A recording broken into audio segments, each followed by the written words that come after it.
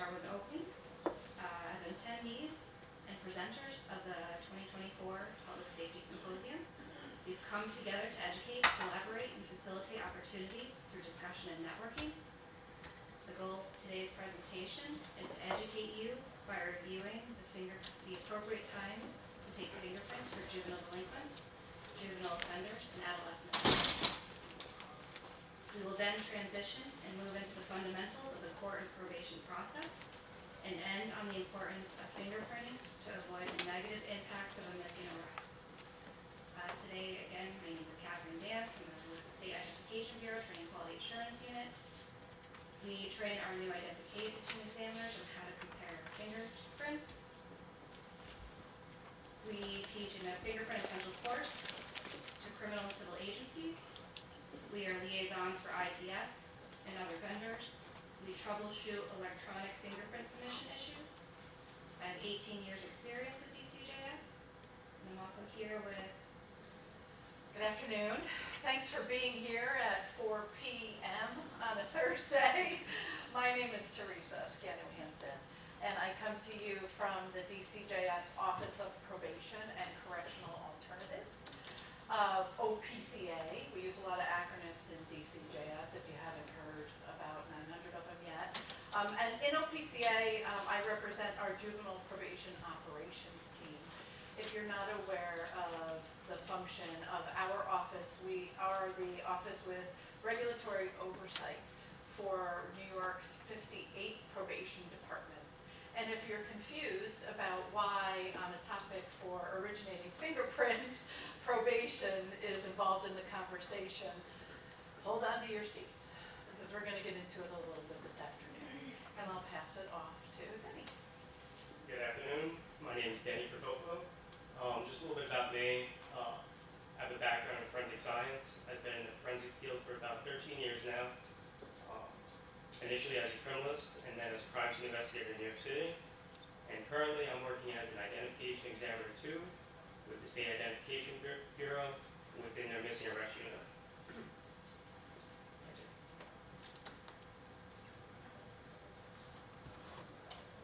We are going to start today's presentation by discussing two very important manuals. The New York State Standard Practice Manual for Processing Fingerprintable Criminal Cases and the New York State Standard Practice Manual for Fingerprinting Juveniles.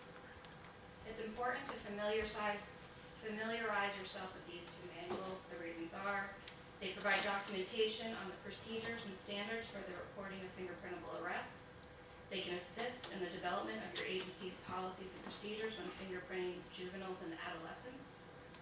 They ensure that the proper electronic fingerprint submission reaches DCJS, and they set forth the necessary standards, procedures for maintaining, sealing, and destroying records. Both the New York State Standard Practice Manual for Processing Fingerprint Criminal Cases can be found on the DCJS website under Law Enforcement tab, and then under Fingerprints. Again, these manuals are helpful guides to get you through the arrest process, the prosecutorial process, the judicial process, and the custody and supervision process. So let's explore young people in the New York justice system. Law enforcement officers are faced with challenges of understanding multiple system labels and processes. We are hopefully going to simplify that with you today.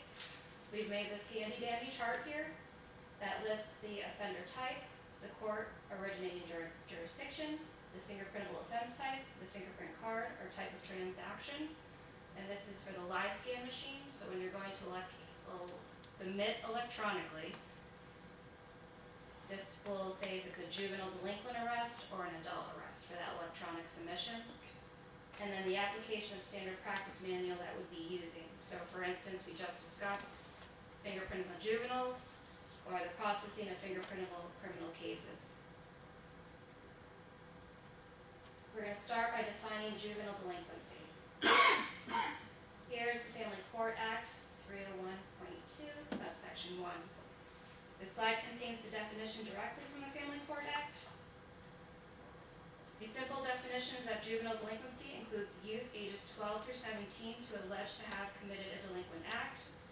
with some exclusions. These exclusions are a 16 or 17-year-old charged with a VTL misdemeanor, a 16, 17-year-old charged with a felony offense, and a 13, 14, or 15-year-old that is charged with a crime that qualifies as a juvenile offender. Juvenile delinquency redefined. We all recognize and acknowledge that this definition has shifted from 2018 to 2022. Raise the Age has brought youth, age 16, 17, into our New York State juvenile legal system, whereas Raise the Lower Age shifted children 7 to 11 out of the juvenile legal system into different response programs administered by local Department of Social Services. And we now understand that both of these impacted the way we submit our fingerprints. In this slide, it contains the definition directly from the Family Court Act 306.1. Juvenile delinquency for fingerprints. The arresting agency must take the fingerprints of the individual alleged to be a juvenile delinquent if at least the age of 12 when a person is alleged to commit a Class A or B felony, excluding B felony attempts, age 13 through 15 when a person is allegedly have committed an A, B, C, D, or E felony, excluding E felony attempts. The type of transaction that you would submit electronically through your live scan machine would be a juvenile delinquent arrest. It's important to note that under no circumstances juveniles ages 7 to 11 or younger should be fingerprinted, while children 7 to 11 may be charged with a juvenile delinquent for certain homicide offenses. Fingerprinting is not authorized. And here, again, we're going to outline the juvenile delinquent ages 12 through 15. They're going to be going to family court. They're going to, at least 12. They're going to be a Class A or B felony, minus those B felony attempts. And the 13, 14, 15-year-olds can be charged with all felonies.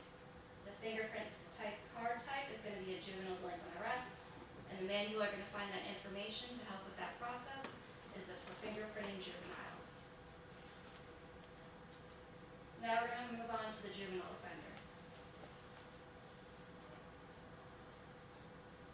Here's the Criminal Procedure Law 1.20 subsection 42 for a juvenile offender.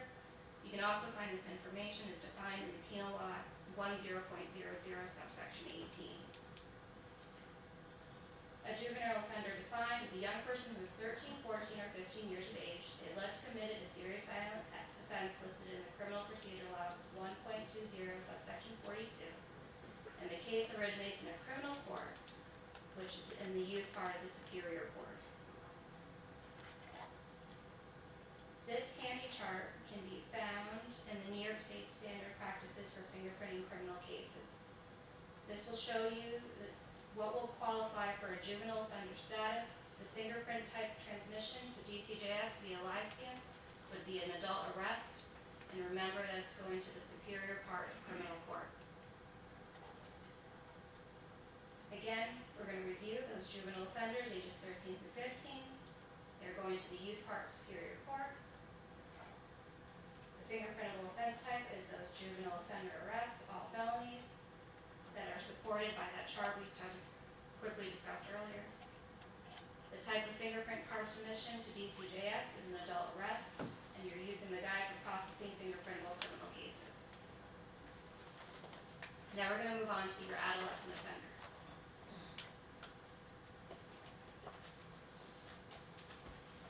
Here we've defined Criminal Procedure Law 1.2044, which is our adolescent offender. And we're going to define our adolescent offender as a person who is 16 or 17 years of age. They have alleged to commit any felony. The case originates in the youth part of Superior Court. The fingerprint type of transaction is submitted as an adult arrest, and you can review the information. You can see the Criminal Procedure Law 160.10 subsection 1. Here again, we're going to review those fingerprints. So you've got your adolescent offender, ages 16 to 17. They're going to the youth part of Superior Court. All adolescent offender felonies. They're being transaction type being submitted to DCJS is manual you'll be using is the Processing Fingerprintable Criminal Case Guide. We have to touch upon real quick vehicle and traffic law or fingerprint records for adolescent offenders. A person who is 16 or 17-year-old cannot be fingerprinted for a misdemeanor other than a fingerprintable DTL misdemeanor. You can reference this to Penal Law 30.00 subsection 3E. These cases are going to originate in a local criminal court.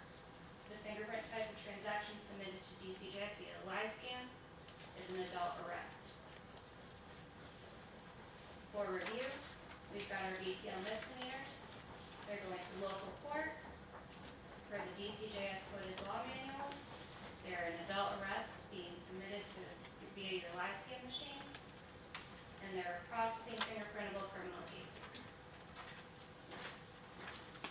In summary, here's our chart right here.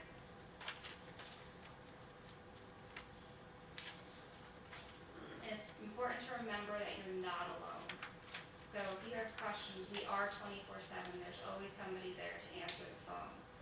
We know, especially with the next portion of this, with probation, it's important to have a NICID number and a CJTN number to continue with the process.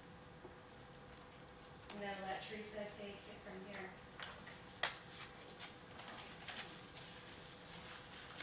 So can I tell you a secret? It's really not that scandalous. Lower your expectations. But as the State Identification Bureau, SIB, and I started talking a few months back about some of the places where our system for the fingerprinting of young people seems to get clogged up. Certainly we hear it from probation, and in a minute I'll get to the system points where some of these clogs are happening for probation practitioners. We actually had, I shared with these guys, I had like an epiphany. One of the challenges of how we do business, even within DCJS, within our two offices, is the language we use. And we spent a lot of time being intentional about trying to use words or phrases that didn't get confused with other legal offender categories, for example. We like went back and forth about, well, do we say youth? Well, no, it could be youthful offender. Or do we say juvenile? Well, it could be a juvenile delinquent. So we tried to focus on talking here with you this afternoon about young people, because neither two of those words seem to fit in any of the offender definitions. We So, also discussed infant too as one of the words. oh, Change infant, the yeah. term infant even though it did apply by definition. But who uses infant, right? So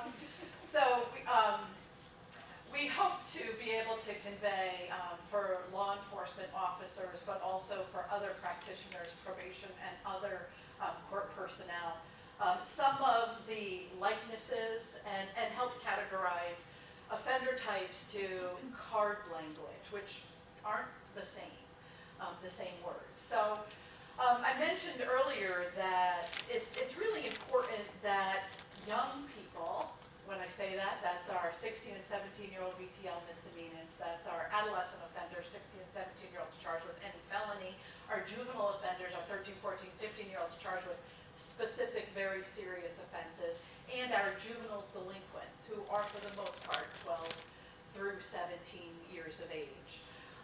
It's really important to understand not only the statutory requirement for printing them at the onset of the arrest of the juvenile young person's case, see, I did it again, but also to understand the implications as that case is processed through the system. So I want to just spend a couple minutes with you all talking about some of the processes that happens with the cases of young people in the criminal or family court legal system, and some really important processing points. So let's talk a little bit about removal. When a young person's case originates in a criminal court, the youth part of Superior Court for adolescent offenders or juvenile offenders, that court, the judge can issue an order of removal. And when that case is removed, those fingerprints that originated with the arrest follow that case through the removal process and will be viewed through a lens at DCJS of the applicable fingerprintable criteria when that removal takes place. Does that make sense? You all still with me? No, Okay. How, so when it gets removed from the youth part and it goes to family court. Yep. When you say it gets viewed through a different lens, what do you mean by that part? okay, let me show you a graphic. So let's talk first about juvenile offenders, because the removal process is different for juvenile offenders and adolescent offenders. So our JOs, our 13, 14, 15-year-olds, are charged with certain very serious crimes. The top, now this is a crude graphic, right? This isn't like, you know, legally correct, if for any attorneys in the room. Just roll with us here. The top arrow refers to like a crude representation of the criminal process. The lower arrow is a simple representation of the family court process. So for a juvenile offender, for example, they may originate, they're getting charged, a juvenile offender originates in youth part of Superior Court, and the fingerprints accompany that. Just like Kate said, you're doing the adult arrest Yeah. type of Or transaction. barrier court. Yes, and then when the youth part judge issues a removal order, it is removed to the family court system. Denny told me I have a pointer here, right? So for juvenile offenders, once they go through this removal, they are now a juvenile delinquent. And now the records associated with that case are viewed through a lens of juvenile delinquency. Does that make sense? So if something moves down to family court and it wouldn't have normally been fingerprintable, is that what you're talking about? Here's the thing, if it originated in youth part of Superior Court, it's fingerprintable, because those are all felonies. All JO offenses, all AO offenses are fingerprintable. So everything that starts up here has been fingerprinted, or should have been, right? Once it gets removed, they're now a juvenile delinquent. And if they're, the bottom line is, it's still gonna be fingerprintable as a Okay. juvenile delinquent. Yes. So JOs get removed to family court for petitioning. So the presentment agency originates a petition and it goes through the formal family court procedures through the conclusion of the case, whatever that might be. Everybody with me? Okay, then let's talk about adolescent offenders, because with raise the age, the removal of adolescent offenders is a little different. Because adolescent offenders have the option to also be removed to family court for petition now as a juvenile delinquent, but they can also be removed to family court for probation intake. So that decision is made by the judge in this removal order. So probation departments will see these removal orders that are removed to family court for probation intake, and they'll continue with the intake process. Not to get too complicated, but there can be some back and forth here with the family court and probation intake based on a couple of variables. But again, the prints of the adolescent offender, because all felonies for 16 and 17-year-olds are fingerprintable, will come and follow that case in a simplistic explanation of it, either to family court or to probation intake. So let's talk then, if we can, about the probation intake and adjustment process. This exists only on the family court side of the justice system. But if you weren't aware, probation in New York State has a very distinct role that's defined in statute to provide intake and adjustment services. In Article 3 of the Family Court Act, this is referred to as preliminary procedure. It's also called adjustment. Some of your probation departments might refer to it as diversion. It's the same thing. Probation is authorized to provide intake and adjustment services pursuant to the Family Court Act. How they do that is included in a section of the Family Court Act, as well as other guiding documents. Those would also, well, let me say this. If a case comes, let's say a case comes at arrest, let's say they originated as a 15-year-old, not a JO, just a law enforcement police agency arrest as a juvenile delinquent 15-year-old charged with like an assault third. That JD arrest file gets an appearance ticket, probably, and that local police agency submits that file to the probation intake department. Probation intake then has personnel who are assigned to determine eligibility of the case.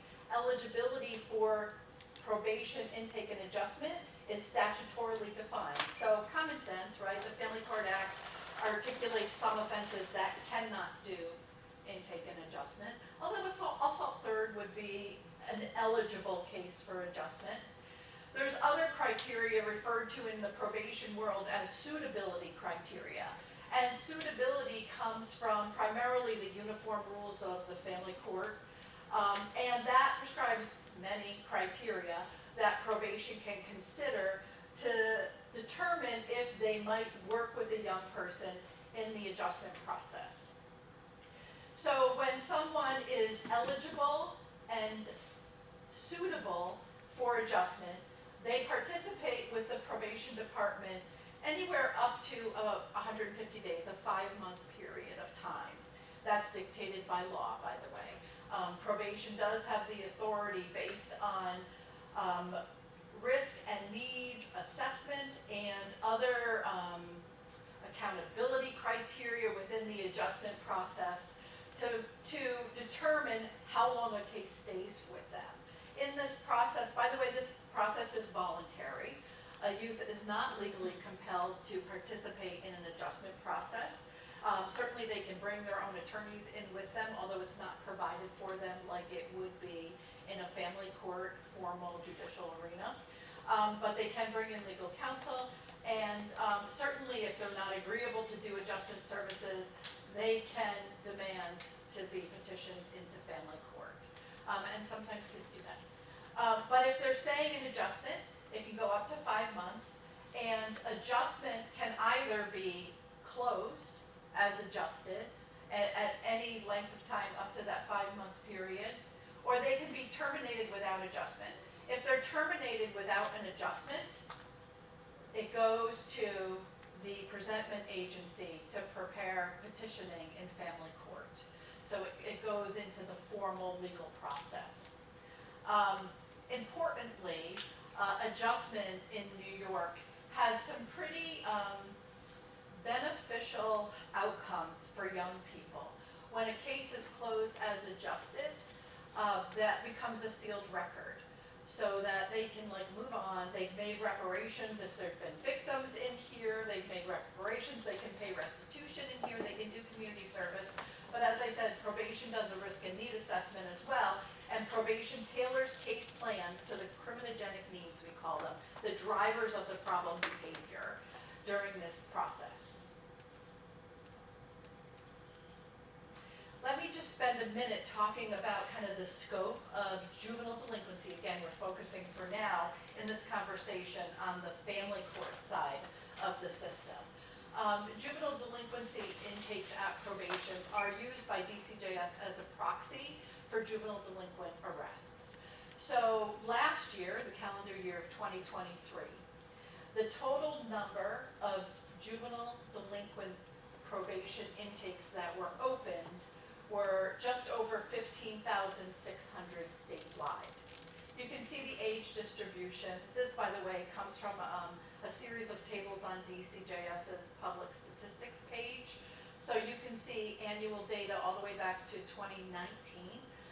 The volumes and age distribution, we have sex distinctions as well, if that's of interest to you. But in the year 2023, probation departments across New York State opened up JV intake cases on just over 15,600 kids. Now let's look at how probation closed those kids. Now, by the way, when I say those intakes, those were more than just fingerprinted kids, right?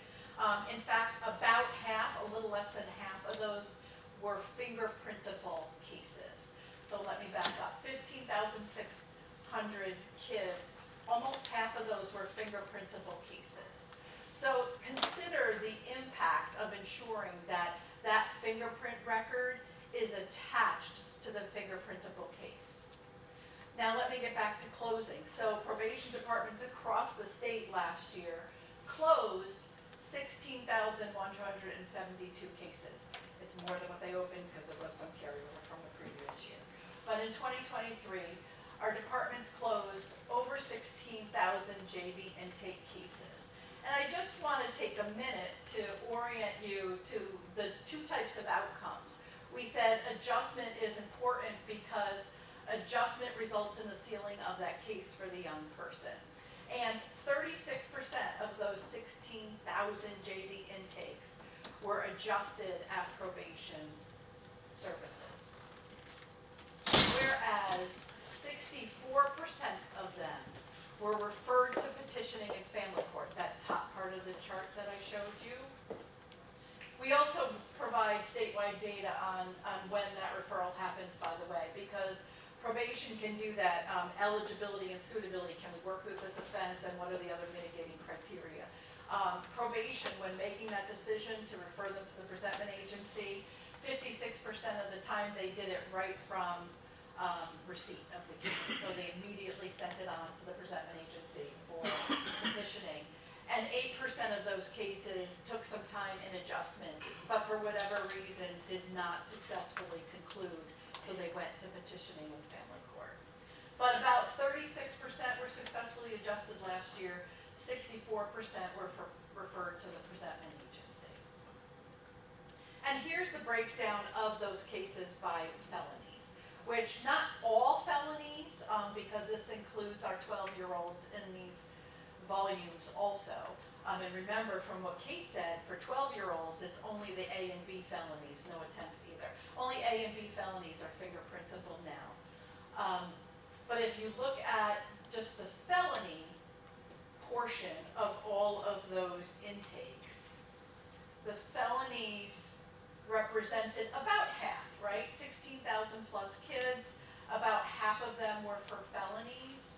And of the felony cases, they do a little bit less well in the adjustment process. Now, it might be because they weren't eligible based on the offense, that the top charge in their case. So they may not have been eligible, but they do a little less well. We said on the last slide that 36% of all of the JDs were successfully adjusted. Here, 25% of the felonies from last year were successfully adjusted. As I said, it's really important that the young people's arrest files include fingerprints when they're required. And in fact, especially when those JD cases come to probation for intake and adjustment services, it's really critical that probation departments have that fingerprint record and the associated NICID number and CJTN number. And in fact, when probation departments don't have those numbers for those cases, it creates what I call the clog in the system. Last year, our office issued to probation directors a state director's memorandum that provided additional guidance on the fingerprint mandate according to the young person's ages and offense type. And also a form, like the one on the screen, that probation directors will send to the arresting agency requesting that that young person be printed associated with the case if it's missing. So if you're from a police agency, maybe you've gotten one of these from the probation director in your jurisdiction, hopefully not, but maybe you have. So I alluded to the adjustment process, but again, let me highlight just a couple points where having a fingerprint associated with a case is critically important for probation departments, specific to juvenile delinquency cases. Certainly at the intake, when probation departments are setting up a juvenile delinquency case in their automated case management system, Caseload Explorer, it's going to require that the probation department include a NICID number and a CJTN associated with the case. So it becomes a clog in the system if probation departments can't proceed because they don't have that information. Also, when probation adjusts the case, remember I was just highlighting some of the volumes of juvenile delinquency cases that were adjusted. When probation adjusts a case here, There's an automated system. Back in the old days when I was a probation officer, we had to send the print card to DCJS with a box that we signed on that the adjustment was successful. It's been automated for about 10 years in the Probation Caseload Explorer system. When an adjustment is made on a case, there's an automated notification of adjustment sent to DCJS, which communicates that sealing of the record to DCJS. So it's really important that that works smoothly. Another place is if a young person on a juvenile delinquency matter has gone to family court and is in the formal legal process, and there isn't a finding of juvenile delinquency, and there's an adjudication and a predispositional investigation is ordered. Much like on the criminal side of our system, when there's a conviction, a pre-sentencing investigation is ordered that probation writes. It's also critically important that probation departments include on the face sheet of that predispositional investigation for the court the NICID of the young person as well as the CJTN associated with that case. Additionally, at disposition, it's super important that DCJS offices continue to monitor the life cycle of that case for a variety of reasons, but kind of like in the criminal court system, if a defendant is going into state prison, that face sheet on a pre-sentence investigation needs to provide the case identifiers with the CJTN and the individual identifiers with the NICID. The same concept applies in the juvenile system here. If this young person goes into, let's say, OCFS placement or OCFS custody, like a DOCS for young people, that NICID and CJTN need to follow them into that placement facility. There are a couple other things that happen on a juvenile delinquency record, so I just want to take a minute to be able to talk about that. In the Family Court Act, you can see the citation, 354.1 sub 7. There's a 21 age purge allowance. So when someone who's been adjudicated on a juvenile delinquency reaches the age of 21 or has been discharged from placement for 3 years, whichever happens later, age 21 or 3 years out of placement, there's a purge on that print record. In order for that to happen, they have to have had no convictions or pending criminal actions that end in a conviction. So it's also really important to maintain the integrity of the print record and other events that can impact the permanency of that record later on. So I'm going to pass it over to Denny for more about that.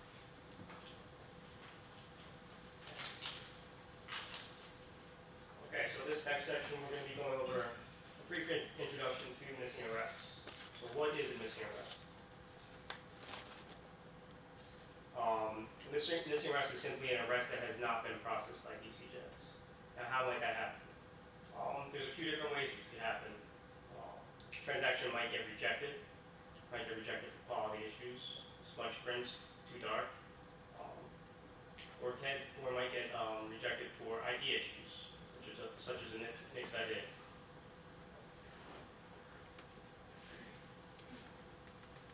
Another way, and this is a very common way, is the arrestee might not have been cooperative with officers. They might be fighting back, and at the time, during processing, they weren't able to get the prints. Another common scenario that we see is an individual finds out he or she has a warrant for their arrest and they appear in court. Unfortunately, the court processes their case without sending back the defendant to the arresting agency to get printed, and that turns into a missing arrest. And really what that comes down to is courts and law enforcement agencies, arresting agencies, must stay in communication with one another. It's important.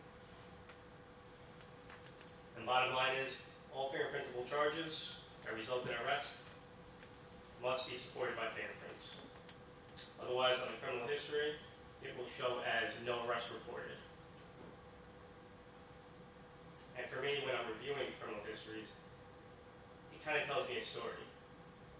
So having that missing information is pertinent to that story. And that's the same for judges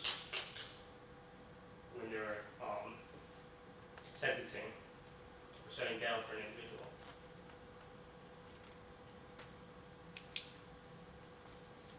This next slide is the implications of a missing arrest. The first one, incomplete criminal history. Like I said, you're missing part of the story. Another implication would be no fingerprints on the database. And this would have a negative impact on latent print searches as well as temp-print searches. Probation and parole agencies will not receive hit notices on individuals they are supervising. We actually just had a case recently where 2 different agencies had custody of an individual.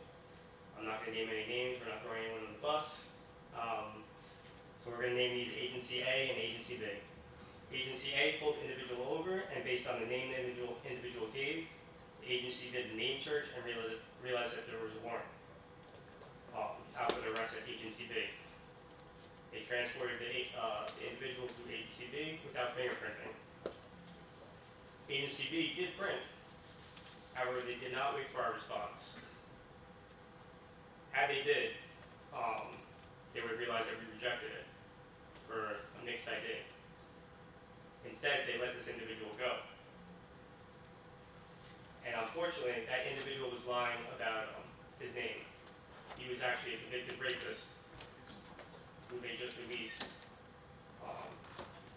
And basically enabled him to continue committing crimes, possibly a rape. So really what that comes down to is missing arrest becomes a public safety issue.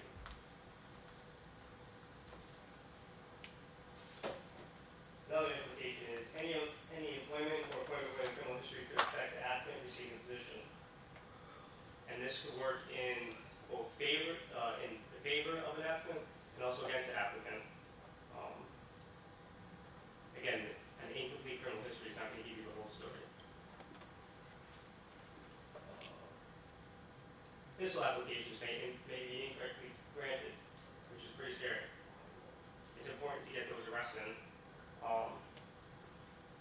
So that the National Instant Criminal Background Checks can do their job and work efficiently and effectively. And again, like I said, probation and parole agencies will not receive hit notices. That's a problem. And criminal histories could be challenged. No fingerprints for that individual, and they're just basing the court disposition on the individual's name. He can say it was, or she can say it wasn't me. And that is the reason why we use fingerprints for criminal histories. It provides a scientific means of identification. Now, I'm not sure whether or not that would hold up in court, saying it wasn't me. But the point is that you're putting yourself in a position to get scrutinized.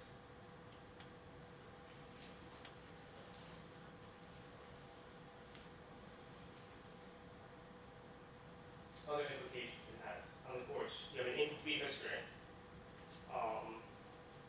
As I said before, if the missing arrest is the defendant's first arrest, please know that no NICID will be generated.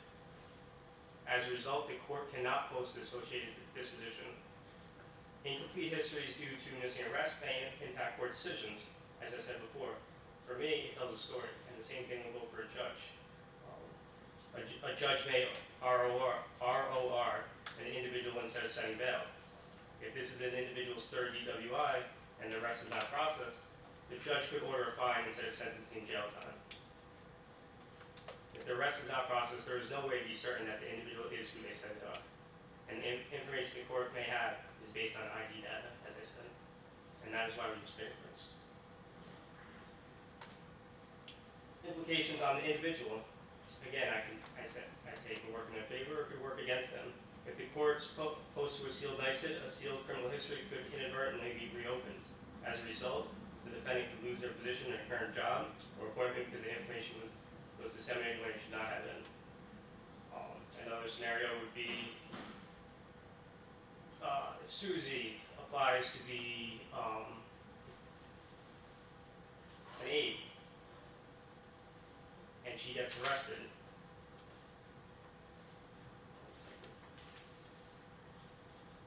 If she applies to be an aide and was arrested for petty larceny, if the arrest is not received and posted to a history, she may be hired or appointed, which is a scary thing.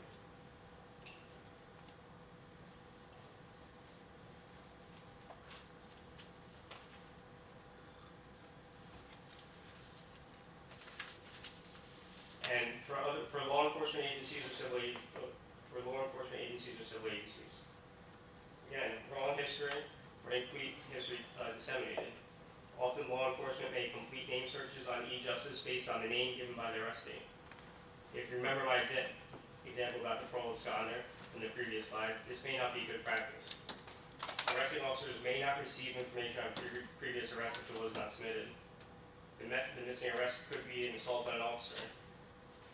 Personally, I don't know about you, but I would like to know if the individual tends to assault officers. It's a tool that you guys should be using.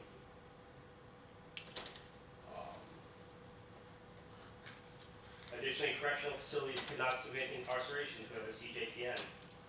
Jails cannot post the jail sentencing to a history without a criminal justice tracking number. Again, probation and parole will not receive a hit notice without the arrest. And similar, the civil agencies will not receive a hit notice. And they may not have the full criminal history available when making determinations to hire. Again, part of the story would be missing.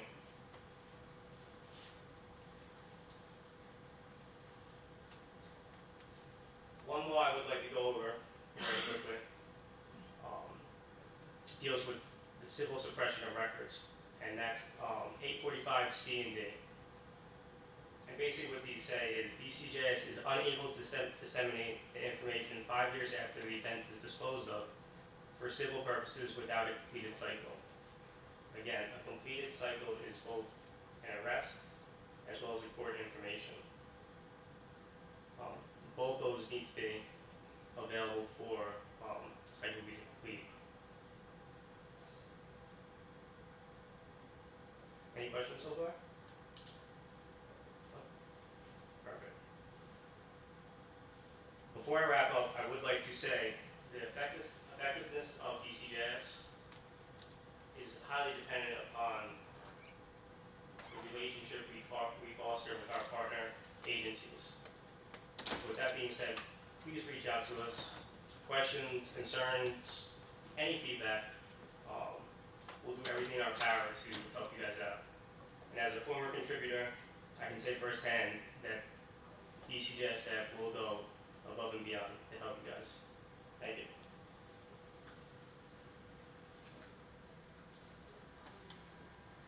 And this is our 24/7, 24 hours a day, 7 days a week, call line. I think you have this up. Yep, somebody's always there. We're always there to answer questions in the State Identification Bureau, so anything you have pertaining to fingerprints, let us know. Yes. I have a question with regard specifically to missing arrests. There has been an increase in that with the increase in appearance tickets Yeah. that are required under bail reform legislation. Are you guys speaking to OCA about this? Because if OCA sets something up required within all the courts where they cannot proceed until they get prints done, you would close a huge gap that's been created in the last 5 years. So we are performing quite a bit of outreach to agencies. Just a few months ago, we were down in Suffolk County, and they're notorious for the desk clearance tickets and not following up with that. So we are trying to get the word out as much as we possibly can, but yes, it's definitely something that. But to the courts specifically, because once the police are done, they're done. The Right. problem is the individual's being told to report to get their prints done and they don't go. And then they go to court and the court arraigns them and they don't have a rap sheet and they tell them to go. And then the file goes to the courtroom part and the person still didn't go and the case proceeds and people don't realize they don't have a rap sheet in that file. Yeah. So And that's. we're performing outreach with the courts as well. But again, it really, this is a joint operation with all agencies involved. But And, it's and, also, and communication is really key in this aspect. it's also the court's responsibility to let the officers know too, they have to fingerprint the individual. So the communication has to rely on the court going back to the police to say, hey, we see this disappearance ticket, now they need to be fingerprinted. So a lot of that communication is between the back from the court to the police officers themselves. I dealt with it today. We had a DWI a couple months ago. They couldn't print her pinky, so they let her leave. Now we can't get a hold of her. She don't have a phone number, don't want to answer the phone. So we have to go through the court, either get a warrant or an order to produce.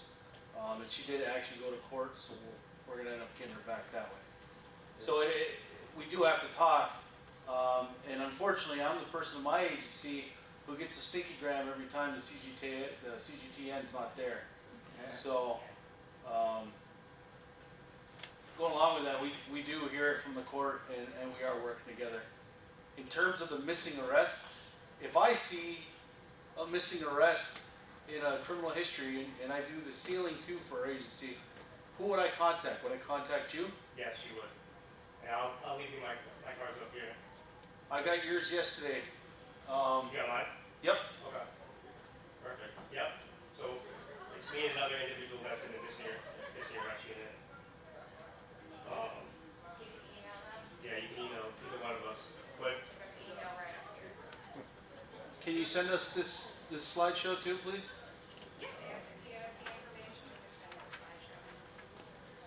yes. You said something about like the site not being able to be completed after a certain amount of time. Yes, that's Can just, you repeat that for me? yeah, so that's civil suppression.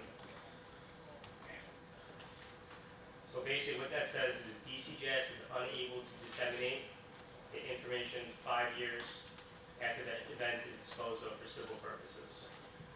So this is just for civil purposes. Just for certain. Yeah.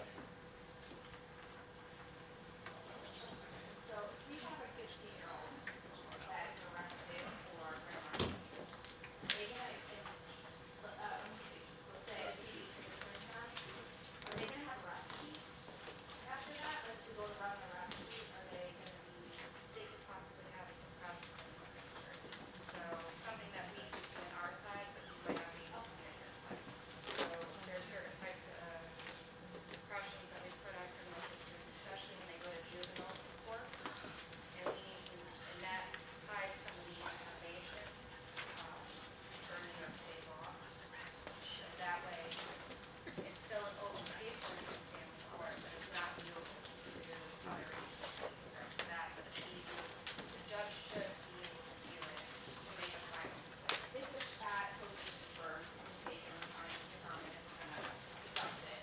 We just wondering, I don't think I've seen like 15-year-olds with grandmas and rap sheets, and it might be just suppressed on our end. It could be suppressed, and we might not have the full rights to be able to view that criminal history. So it's, But at probation, you do have the right to all of those intake records, sealed or not sealed. So that's part of your suitability review. So you certainly, probation can look back at your own intake records as a proxy for prior arrests. And anywhere else in the state, for example, where you, how many you get? Okay, so, contiguous counties are kind of a common practice, calling your friends at the Yeah. contiguous probation department, saying, hey, do you know Johnny Smith? So you always have access to the JD intake record to have a sense of the intake activity and adjustment history in making your suitability determination. yeah, I'm just wondering, it's assumed they have a rap sheet, they're fingerprinted, but. Oh, and we do have some information up there. One of the cases. I just, Wait, pass them out. I gave out chunks of them. Perfect.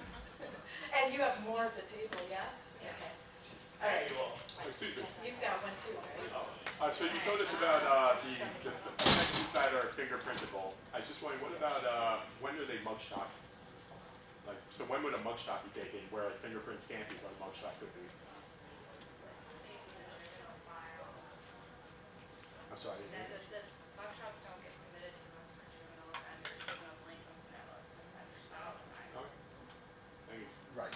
was at fingerprinting, you know, you have the opportunity, DCJS wants to receive a mugshot. However, if this is a situation where there are no fingerprints being submitted to DCJS, I can only say from a DCJS perspective, we don't know if there is a photo. We don't know if there's a photo that goes in with a file somewhere. Maybe the police department keeps it themselves. But I can only say from a DCJS perspective, if a photo is taken, we don't know where that might go. But if there are fingerprints submitted, you do have the opportunity to attach a photo with that submission. The CPL says anytime you can fingerprint, you may fingerprint. You don't have to, you may. And I will also say there's no way to send a photo to DCJS without those fingerprints. It's a single record that contains both fingerprints and mugshots. Question, or if I'm correct, that there's still like, when we get youth offenders, when we get pictures, when we run it back, if they're a juvenile, the picture doesn't count. Correct. Right, so even though the picture exists, if they're a certain age, we're not getting that picture. Not viewable. Sorry. I know we have the numbers for the JV intake. I was wondering if out of those numbers, the ones that are felonies, you know how many of those you have or that are missing the record or missing the fingerprints? Is that something that you have information on? Or would you be able to there's 16,000 arrests last Right. year, so I think it's probably not that many are felonies, so we should be having So 2,000. I don't know off the top of my head, how it works for us is we have an ETS queue, and in that queue, there is missing arrests that are generated. You can separate them by adolescent offenders as well as adult offenders. As far as knowing the numbers off the top of my head, I don't. I'm just curious if Yeah. you compare them and then you say, oh, okay, you're not getting a JP, fingerprinted or something like that. I know there's a lot of if we'll receive the court information for a specific case, because we didn't have the fingerprints associated with it, it's just kind of freely hanging on the rap sheet. We actually refer to it as a hanging disposition. So here we've got this court disposition on the rap sheet that's not associated with any case, because we didn't receive the fingerprint. So once we receive that, we can reach out to the court, ask the court, hey, can you contact the PD and get us the fingerprints and the information to this arrest so we can complete the cycle. Whether we can get that or not, you know, that depends on the court contacting again the PDs and the information being shared and building that bridge of communication. So it's important for the courts and the police departments or any really law enforcement agency to really communicate with each other. We can only inform them that our criminal histories aren't completed. We can't really make them do that though. Not that I'm aware of. It would be nice to, but. It's been a struggle for sure, but we made some headway. Any other questions? Thank you. Thanks, everyone.